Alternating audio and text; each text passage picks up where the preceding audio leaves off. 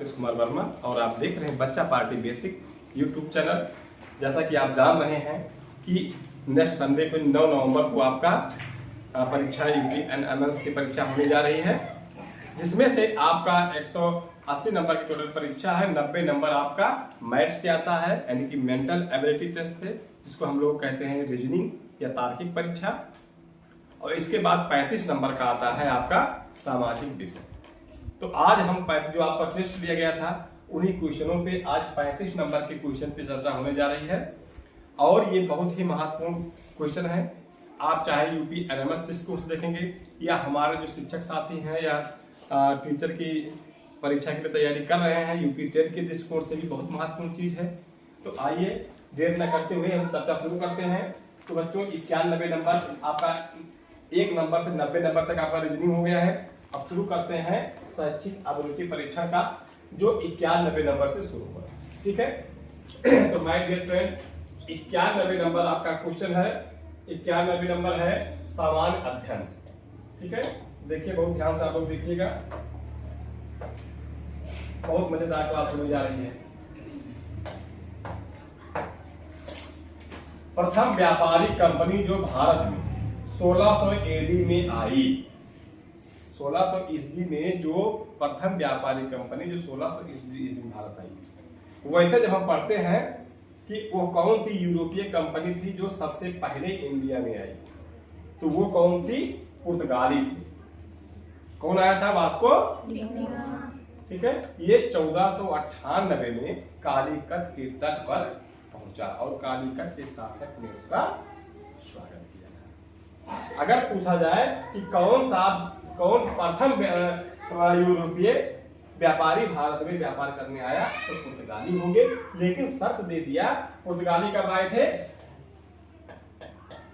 पुर्तगाली Vasco D gamma आया था 1498 में, और ये कालीकट के तट पर आया था, है ना।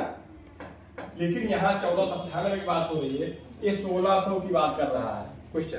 तो ये 1600 में कौन आया था? अंग्रेज आए थे। यहाँ ऐसे कंफ्यूजन क्रिएट कर देते हैं। बात समझ में आ गई? क्वेश्चन नंबर 92 देखिए। मंगल पांडे महान भारतीय सैनिक का दिवंगत कब हुआ था? 8 अप्रैल 1857 को हुआ था। ठीक है, 57 क्रांति की जनक माना जाए। Question number 93। 1857 की क्रांति कब शुरू हुई थी? 10 मई 1857, जबकि इसकी तिथि कुछ अलग डिसाइड की गई थी। ठीक है, निश्चित तिथि से पहले ही क्रांति शुरू हो गई। तो 1857 की क्रांति कब हुई थी? 10 मई 1857 में। क्वेश्चन नंबर 94 देखिए। किसने 1857 के विद्रोह को भारतीय स्वतंत्रता का प्रथम युद्ध कहा था? स्वतंत्रता का प्रथम युद्ध कहा था। ठीक है, तो ये थे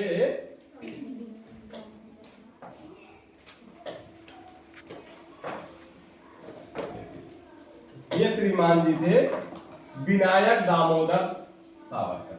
कौन थे? विनायक दामोदर सावरकर। गांधी जी किनके अनुरोध पर चंपारण पहुंचे? चंपारण का आंदोलन बहुत महत्वपूर्ण है। ठीक है, चंपारण कहाँ है? बिहार में है।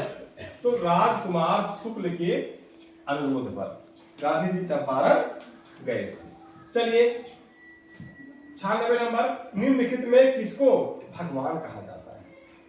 ठीक है, सिद्धू, कानू, बिरसा मुंडा, इनमें से कोई नहीं। तो माय डियर बच्चा पार्टी बिरसा मुंडा। आज बिरसा मुंडा शहादत दिवस भी है आज। ठीक है, आज कितना तारीख है? 7 नवंबर। तो बिरसा मुंडा का दिवस, तो इन्हीं को भगवान का दर्जा दिया गया। इनको भगवान बिरसा मुंडा कहते हैं आदिवासी के लिए। 97 नंबर देखिए। भारतीय राष्ट्रीय कांग्रेस के प्रथम सभापति कौन थे? व्योमेश चंद्र बनर्जी। प्रथम सभापति कौन थे? व्योमेश चंद्र चटर्जी, नहीं बनर्जी। चटर्जी, बनर्जी, मुखर्जी एक ही कैटेगरी होते हैं। चलिए अगला क्वेश्चन 98 पे देखिए आप लोग, बहुत महत्वपूर्ण क्वेश्चन है। 98 नंबर। गांधी जी ने सविनय अवज्ञा आंदोलन एक के साथ किस समझौते पर किया था? ठीक है, ये गांधी जी ने सविनय अवज्ञा आंदोलन ये स्थगित कर दिया था, ये लॉर्ड इरविन के समझौते पर हुआ था। 1931 गांधी इरविन समझौता के नाम से प्रसिद्ध है। क्या समझौता है? गांधी इरविन समझौता। ये सविनय अवज्ञा आंदोलन को रोका गया था। ये कब समझौता हुआ था? 5 मार्च 1931 को। 5 मार्च 1931 को गांधी इरविन समझौता हुआ था, गांधी के बीच और लॉर्ड इरविन के बीच। इससे गांधी जी ने सविनय अवज्ञा आंदोलन स्थगित कर दिया था और द्वितीय विश्व युद्ध में भाग लेने के लिए कोई दौर था। और क्या हुआ था? विश्व युद्ध नहीं, द्वितीय गोलमेज सम्मेलन में, द्वितीय गोलमेज सम्मेलन में, द्वितीय विश्व युद्ध बाद में हुआ था, द्वितीय गोलमेज सम्मेलन में गांधी जी ने जाने की सहमति दी थी। कब? गांधी इरविन समझौते में। चलिए अब क्वेश्चन नंबर पे आ जाते हैं। 100 नंबर, क्वेश्चन नंबर 100 देखिए। और इसके पहले यहाँ क्वेश्चन छूट रहा था 98-99 देखिए। लॉर्ड विलियम बेंटिंक के निवेदन पर सती प्रथा का उन्मूलन 1829 ईस्वी में किया। कौन सहयोगी थे? राजा राम मोहन राय। ठीक है, तो आत्माराम पांडुरंग, केशव चंद्र सेन, ये दोनों नहीं थे, तो कौन थे? राजा राम मोहन राय। ये ऑप्शन सी आपका दिया गया है, राजा राम मोहन राय जी थे। राजा राम मोहन राय के निवेदन पर लॉर्ड विलियम बेंटिंक ने 1829 में कानून बना करके सती प्रथा का अंत किया था। और उस समय राजा राम मोहन राय का शास्त्रार्थ भी हुआ था, विवाद भी हुआ था।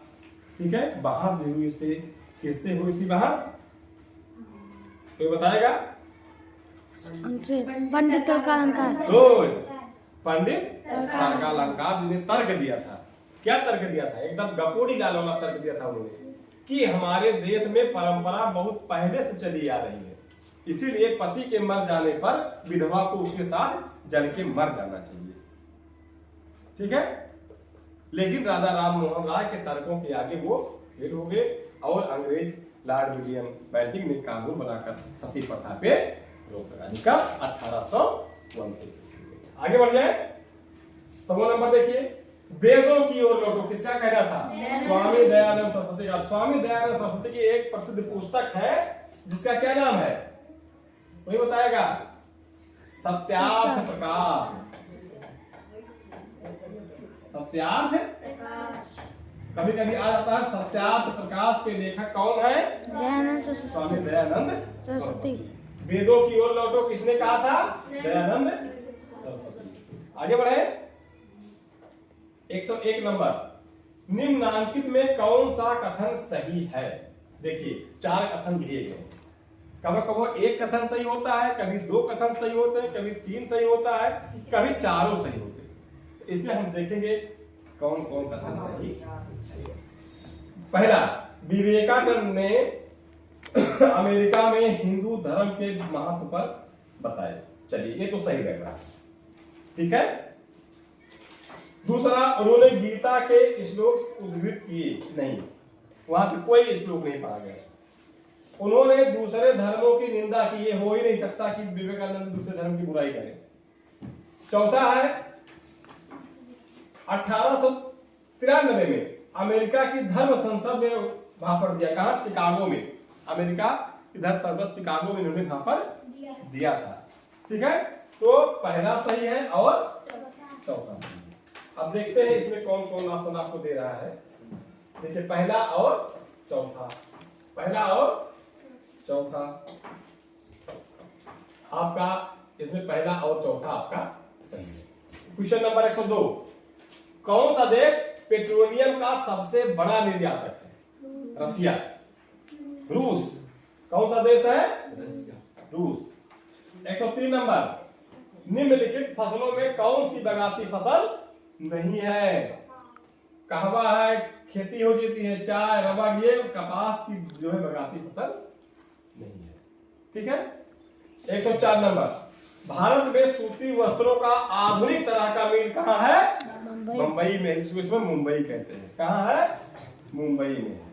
आधुनिक जो है सूती वस्त्रों की तरह जो है। आगे देखिए 105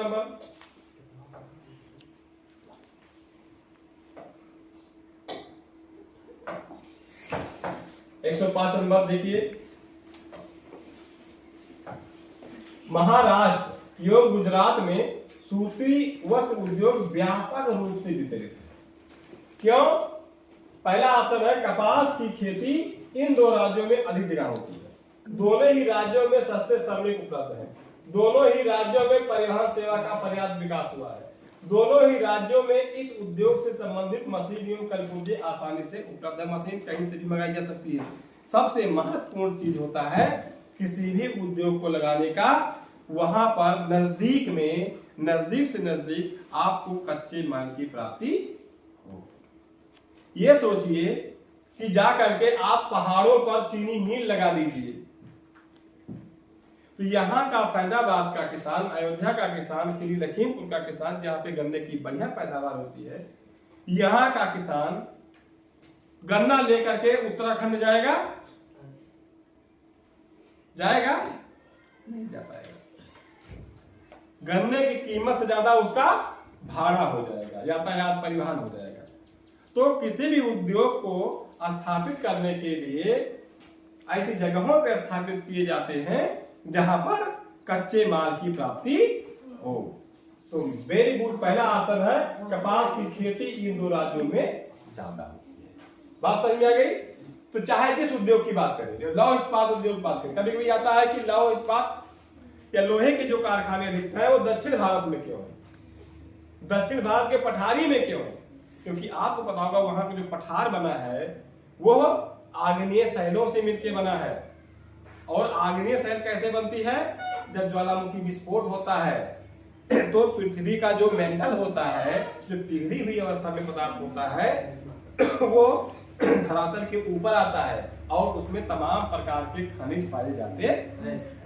इसीलिए खनिज अधिकतर आपके दक्षिण भारत के पठारी इलाकों में। बात समझ में आ गई? चलिए 106 नंबर, भारत में जूट वस्त्र उद्योग का विकास मुख्यतः पश्चिम बंगाल राज्य में, क्योंकि यह राज्य जूट फसल का सबसे बड़ा, वेरी गुड, पहला ही आपका सही रहे, क्योंकि यहाँ पे जूट फसल का उत्पादन ज्यादा होता है। ओके, आगे बढ़ते हैं और आसन देख लेते हैं। सस्ते श्रमिक है, पश्चिम बंगाल में जूट वस्त्र की मांग है। अरे भाई मांग कहाँ नहीं है? चलिए क्वेश्चन नंबर 107 पे आ जाते हैं। 107 नंबर पे अब आप लोग सोच रहे हैं हमने गलती कहाँ किया है? पकड़ रहे अपनी गलती ना। चलिए, नगरों का कौन सा समूह रेशमी वस्त्र उद्योग के लिए प्रसिद्ध है? बनारस, भागलपुर और मैसूर। ठीक है, बनारसी साड़ी नाम सुने होंगे, उसी से आप इसको टांग लीजिए, जोड़ लीजिए। 108 नंबर, जमशेदपुर में लोहा एवं इस्पात उद्योग के विकास का मुख्य कारण क्या है? कच्चे माल का नजदीक में पाया जाना, सस्ते श्रमिक, नजदीक के बाजार की सुविधा, अनुकूल जलवायु। कौन सही रहेगा? कच्चे माल का नजदीक। कच्चे माल यहाँ पे लोहे का अयस्क जो है वो सुलभता से मिलता है, नजदीक पाया जाता है। चलिए 109 नंबर, 109 नंबर देखिए बच्चा पाठ में।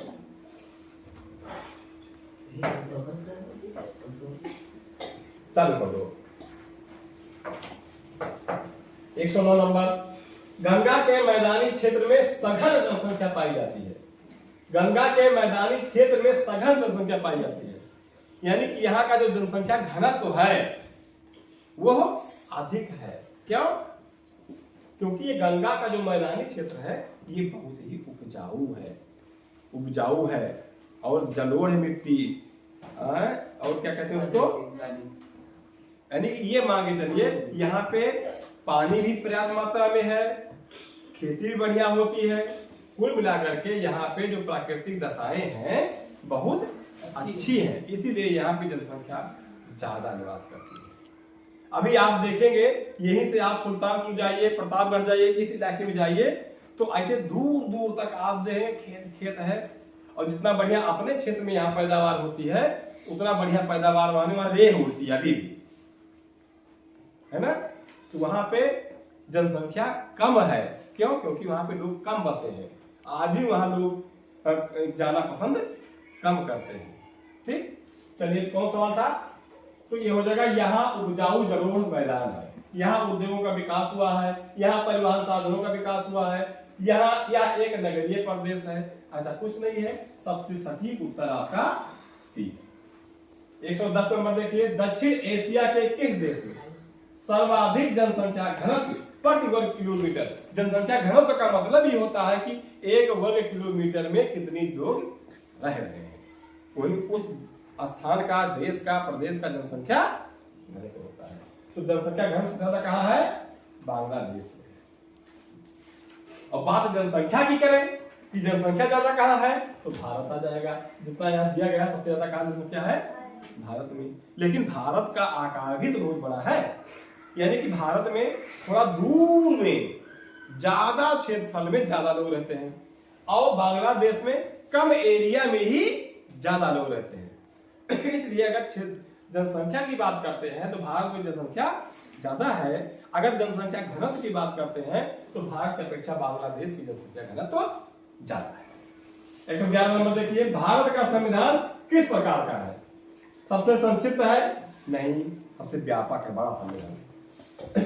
अलिखित है? नहीं। भारत का संविधान लिखा गया है। सर्वाधिक व्यापक, ये आपका सर्वाधिक व्यापक माने सर्वाधिक बड़ा और विस्तृत संविधान है। चलिए क्वेश्चन नंबर 112 पे आ जाते हैं। 112 नंबर,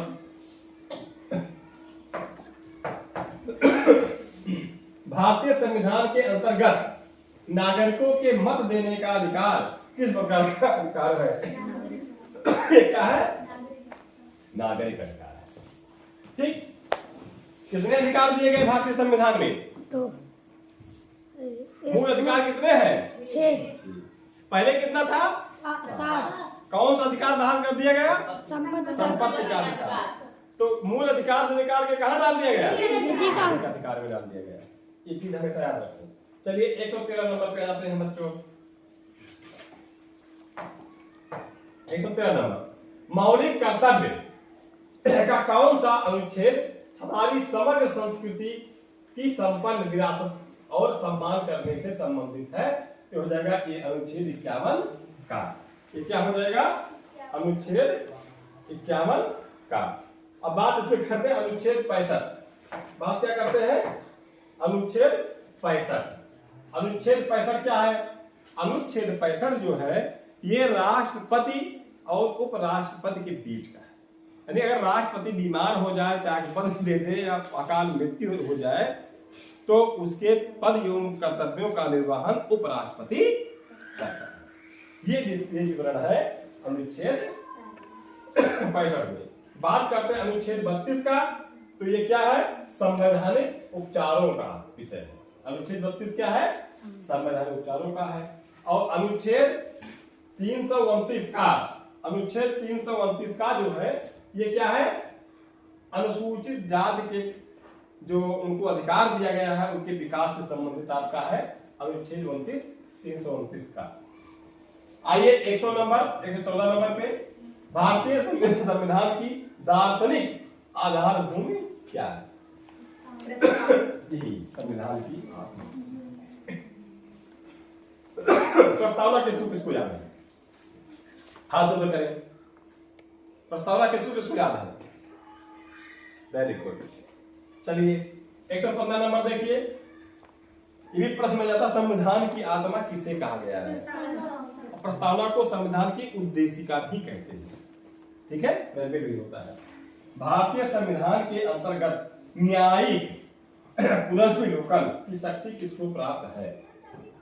न्यायिक पुनर्विलोकन उच्चतम तथा ये कहां से दिया गया? संयुक्त राज्य अमेरिका से दिया गया। तो उच्चतम न्यायालय एवं उच्च न्यायालय दोनों को। न्याय यानी कि पुनः जो आप रिट दायर करते हैं, ठीक है, पुनर्विचार याचिका जिसे कहते हैं। 116 नंबर देखिए, इनमें से सरकार का कौन सा अंग भारतीय संविधान का संरक्षक है? न्यायपालिका क्या है? जो हमारे देश का कानून है उसके अनुसार लोगों से कार्य करवाना, उसका लोगों में वितरण करना, ठीक है। कार्यपालिका कार्यों का संपादन करना। व्यवस्थापिका माने व्यवस्था करना। राष्ट्रपति क्या होता है? देश का प्रथम नागरिक होता है। 117 नंबर देखिए,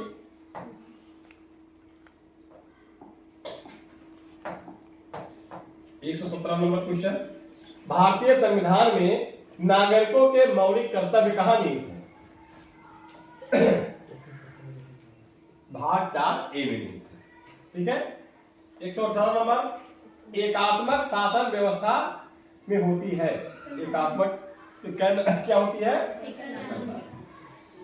भारतीय संविधान कैसे नागरिकता देता है? एकल। ठीक। 119 नंबर, संसदीय शासन व्यवस्था में कार्यपालिका का संवैधानिक एवं नाम मात्र का प्रधान कौन होता है? और प्रमुख पद क्या होता है? ठीक। 120 नंबर, राज्य की कार्यपालिका का संवैधानिक प्रधान कौन होता है? राज्य की राज्यपाल। और कौन कह रहा? संवैधानिक कह रहा, मुख्य रूप से। ये किसी पार्टी के राज्यपाल नहीं होते, किसी सरकारी या सत्ता पक्ष या विपक्ष का राज्यपाल नहीं होता, ये संवैधानिक पद होता है। जैसे राष्ट्रपति क्या है? संवैधानिक पद है। राज्यपाल क्या है? संवैधानिक पद है। आपका जो यूपीएससी का अध्यक्ष होता है, यूपीएससी के सदस्य होते हैं, उत्तर प्रदेश लोक सेवा आयोग के सदस्य होते हैं, ये सब क्या है? संवैधानिक पद है, किसी पार्टी का पद नहीं। चलिए क्वेश्चन नंबर 121 पे आ जाइए। चलिए 121 नंबर, भारत में प्रजातंत्र की सफलता के लिए क्या आवश्यक है? शिक्षा का प्रसार जरूरी है। लोकतंत्र की सफलता के लिए शिक्षा का प्रसार जरूरी है। अगर लोग शिक्षित नहीं रहेंगे, अपने अधिकारों को नहीं जान पाएंगे, अपने कर्तव्यों को नहीं जान पाएंगे, और हमें कैसे जीवन जीना है, संवैधानिक व्यवस्था के तहत रहना है, ये सब नहीं सीख पाएंगे। दूसरा है सामाजिक न्याय, ये भी लोकतंत्र के लिए आवश्यक है। तीसरा है राजनीतिक चेतना, ये भी जरूरी है कि हमें किसको प्रधानमंत्री बनाना चाहिए, कौन झूठा प्रधानमंत्री है, कौन सच्चा प्रधानमंत्री है? या कौन अच्छा है, कौन ईमानदार नेता है, कौन प्रधान अच्छा काम करेगा, ये राजनीतिक चेतना लोगों के अंदर में होनी चाहिए। उसी के अनुसार वो अपना मत देता है। तो इसमें भी रहेगा उपयुक्त सभी। ठीक, चलिए 125 प्रश्न है। अब 22 प्रश्न से 3 प्रश्न और रहेगा आपका, ध्यान दीजिए। चलिए 22 नंबर 122, पंचायती राज व्यवस्था को किस संवैधानिक संशोधन द्वारा प्रवृत्त किया गया है? तो आप देखेंगे 73वां संविधान संशोधन, 73वां संविधान संशोधन, ये और 71वां, 70वां, 72वां, 73वां, ये सारे संविधान संशोधन 1992। 123 नंबर, एशिया के किस देश में चावल और मछली प्रमुख भोज्य पदार्थ है? श्रीलंका। कौन सा देश है? श्रीलंका, जहाँ पे मछली भात ज्यादा खाया जाता है, मुख्य भोजन है। 124 नंबर, समूह दंडालय किस तथ्य को दिखाने का उत्कृष्ट उदाहरण हो सकता है? किसी देश में नगरीय एवं ग्रामीण जनसंख्या का प्रतिशत। 125 नंबर देखिए, कौन नहर अंतरराष्ट्रीय व्यापार हेतु अटलांटिक महासागर और प्रशांत महासागर को जोड़ता है? वो है पनामा नहर। पनामा नहर लगभग कितना है? लगभग 80 से 85 किलोमीटर, 80 से 85, लगभग 81 कुछ किलोमीटर है। ये मान चलिए 80 से 85 के बीच में इतना किलोमीटर भूमि को खोद करके पनामा नहर बनाया गया है। ये कहाँ है? उत्तरी अमेरिका और दक्षिणी अमेरिका के बीच। उत्तरी अमेरिका और दक्षिणी अमेरिका के बीच। कितनी भूमि खोदी गई है?